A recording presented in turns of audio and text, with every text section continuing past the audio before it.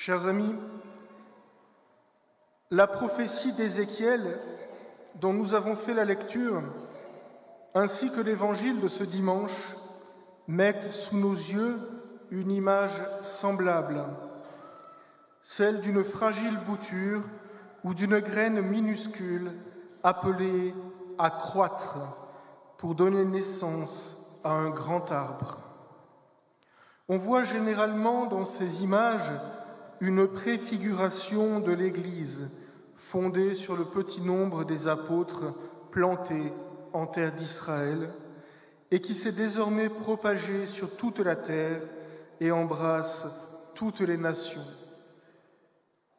Mais on peut aussi avoir une lecture plus personnelle de ces paraboles et voir en elles une allégorie de notre vie spirituelle.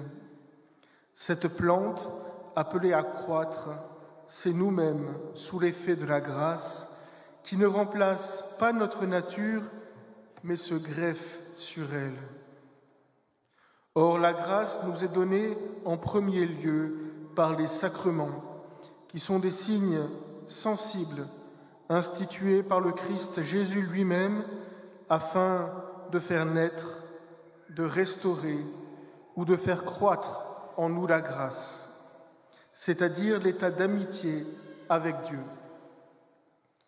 Il y a, vous le savez, 7 sacrements, mais il y en a un parmi eux qui est spécifiquement ordonné à la croissance de notre vie spirituelle, à son développement dans toutes ses potentialités, c'est le sacrement de la confirmation.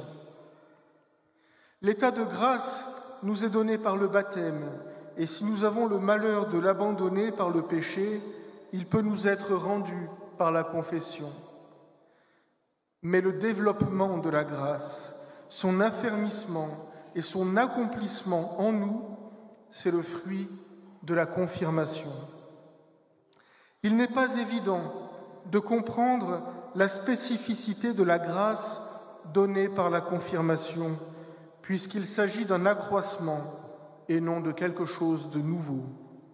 Comme avec tous les sacrements, nous sommes mis face à un mystère, c'est-à-dire une réalité qui dépasse nos capacités de compréhension, mais qui, pourtant, nous laisse toujours quelque chose à découvrir, à la manière dont un chercheur d'or vanne inlassablement le sable de la rivière et en tire chaque jour un peu de richesse.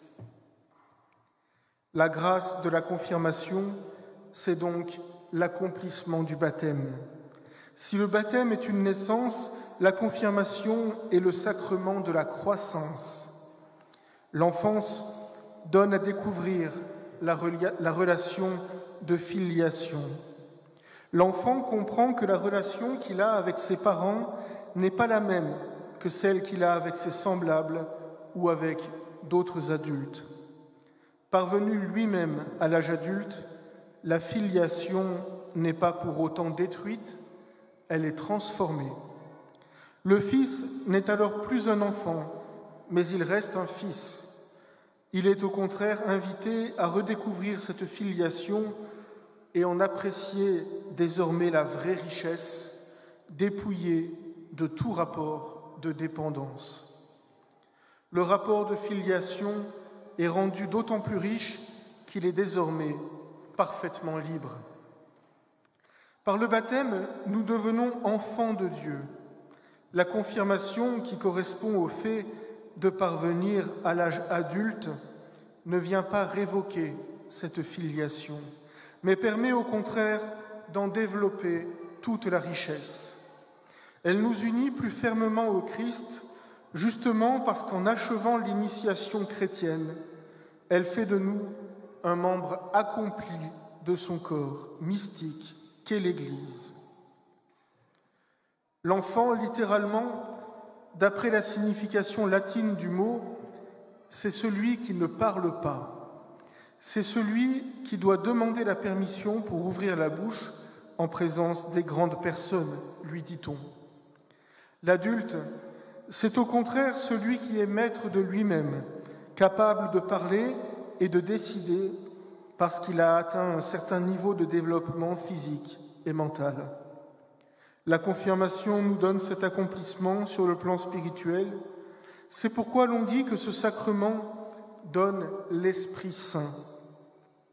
En réalité, l'Esprit Saint est présent en notre âme avec les deux autres personnes divines dès le baptême, en tant que l'on demeure en état d'amitié avec Dieu. Mais la confirmation vient spécifiquement nous permettre de jouir de ces dons et les augmenter. Dons de sagesse pour apprécier toute chose comme sous le regard de Dieu, d'intelligence pour discerner le lien qu'il y a entre les choses, de force pour supporter ce qui est pénible et accomplir ce qui est méritoire, de conseil pour déterminer les moyens de cet accomplissement, de science pour connaître ce qui est caché, de piété pour rester unis à Dieu et de crainte filiale pour rejeter ce qui nous sépare de lui. C'est pourquoi l'Église demande que les fidèles reçoivent ce sacrement dès l'âge de raison. La croissance spirituelle ne peut pas être séparée de la croissance intellectuelle des baptisés. Si toutefois ça n'a pas été le cas, la confirmation peut être reçue à tout âge et elle doit l'être. C'est pourquoi ce dimanche, alors que nous allons avoir la grande joie d'assister à la confirmation d'un adulte de notre paroisse, cher Stéphane, je voudrais exhorter tous ceux parmi vous, adolescents ou adultes, même avancés en âge, qui n'ont pas encore reçu ce sacrement, à le demander auprès de vos pasteurs. Plusieurs temps de préparation sont organisés dans l'année pour les jeunes comme pour les moins jeunes, même si la grâce de Dieu nous fait toujours demeurer jeunes. Tout baptisé non encore confirmé peut et doit recevoir le sacrement de la confirmation, dit le catéchisme de l'Église catholique, citant le Code de droit canonique. C'est en effet un devoir des chrétiens d'être confirmés pour eux-mêmes afin de parfaire leur union à Dieu, mais c'est encore un devoir social envers l'Église.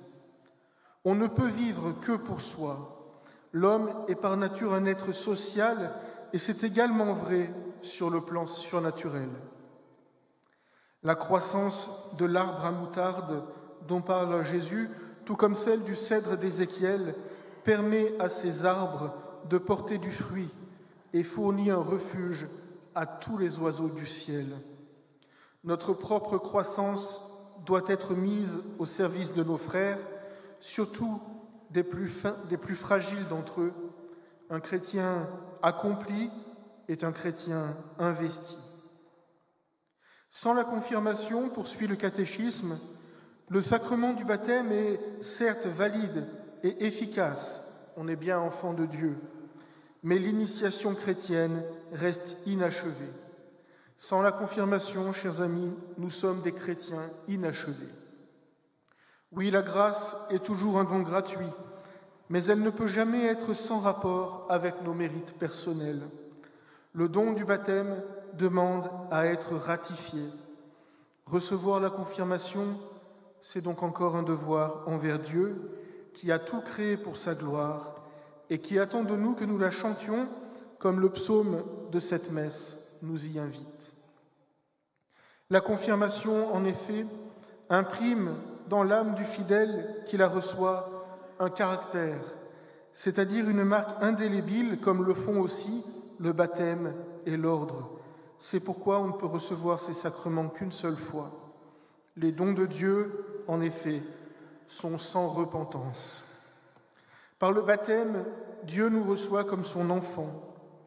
Par la confirmation, il nous reçoit en homme libre, ayant librement choisi de marcher à sa suite pour proclamer ses louanges.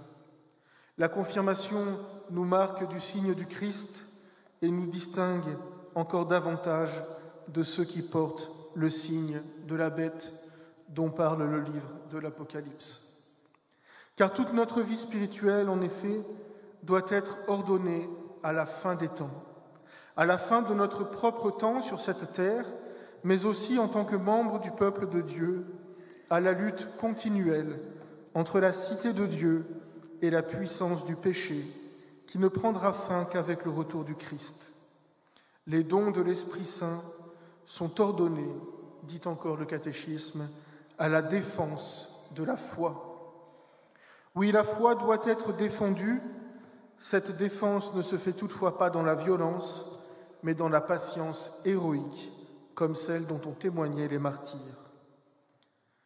La croix sera toujours un signe de contradiction avec l'insouciance du monde, cette croix, cher Stéphane, dont vous allez bientôt être marqué sur le front. La parole de Jésus sera toujours en contradiction avec la logique du monde. Les chrétiens seront toujours en butte, au moins, à des résistances. Il ne faut ni s'en étonner, ni s'en scandaliser. Ces choses nous ont été annoncées par Jésus comme autant d'occasions de le glorifier. Par contre, il nous appartient de nous y disposer. D'où l'importance de notre vie sacramentelle, d'où nous tirons la plénitude des dons de Dieu dont nous avons besoin dans la vie présente, en vue d'une seule chose, ultimement, notre salut éternel. Amen.